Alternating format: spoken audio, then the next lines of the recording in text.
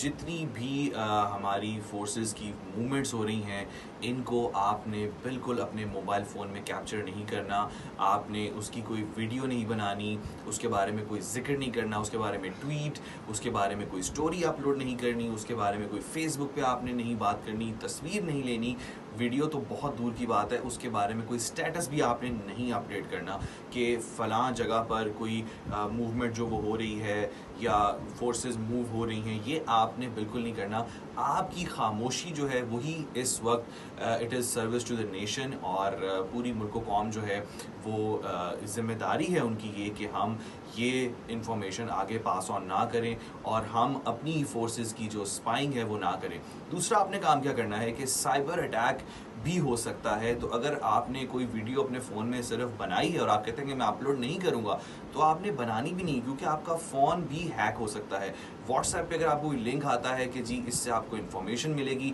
तो आपने वो लिंक क्लिक नहीं करना। आपका फ़ोन हैक हो सकता है, आपका मोबाइल का जो कैमरा है दैट कैन बी हैक्ड, और आपका जो माइक्रोफोन है वो भी हैक हो सकता है। This is very crucial time, और हमें रिस्पॉन्सिबली बड़ा रिस्पॉन्सिबल हो के हमें इन सब चीज़ों को लेके चलना है।